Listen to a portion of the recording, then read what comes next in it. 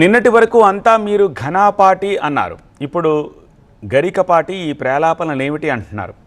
ప్రవచనకర్తగా పేరొందిన ఆయన పిల్లలకు పెట్టే భోజనంపై కమెంట్లు చేసేసరికి కథ అడ్డం తిరిగింది. చదవేస్తే ఉన్నమతి పోయిందని ఒక సామెత.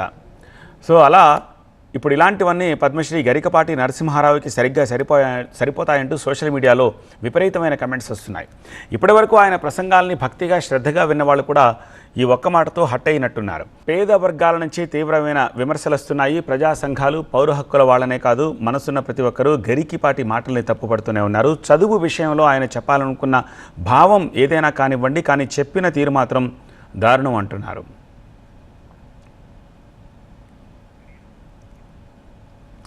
బడి పిల్లలకు అన్నం పెడితే తప్పేమిటని ప్రశ్నిస్తున్నాయి ప్రజా సంఘాలు. పిల్లలకి పౌష్టికాహారం అందించడం తప్ప అని ప్రశ్నిస్తున్నాయి. డ్రాప్అవుట్స్ తగ్గించేందుకు భోజనం పెట్టకూడదా అంటున్నాయి. ప్రభుత్వం పుస్తకాలు, యూనిఫామ్ ఉచితంగా ఇస్తే అది తప్పేలా అవుతుంది అంటున్నారు. చదివితే చదువుకోవాలి, లేదంటే వెళ్ళిపోవాలా? భోజనం పెడితే పిల్లలు శోభనం పెళ్లి కొడుకులా కూర్చుంటారా అని ప్రశ్నిస్తున్నారు. పేద పిల్లల్ని బడికి రప్పించడం తప్పేలా అవుతుందని, మధ్యాహ్న పథకం వద్దనడానికి సహేతుక కారణం ఏదైనా ఉందా అని అడుగుతున్నారు. పిల్లలకి గుడ్డు పెట్టడం ఓట్ల రాజకీయం అని ఎలా అంటారంటున్నారు. ప్రవచనకర్త నోటి నుంచి ఎందుకు ఇలాంటి మాటలు వస్తున్నాయని ప్రశ్నిస్తున్నారు.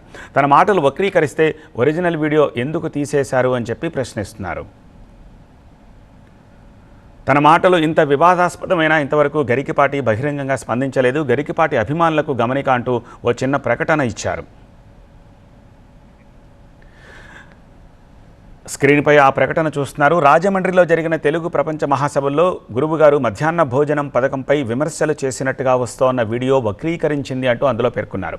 వేరే సందర్భంలో మాట్లాడిన మాటల్ని కలిపి వ్యతిరేక అర్థం వచ్చేలాగా దుష్ప్రచారం చేస్తున్నారని చెప్పారు.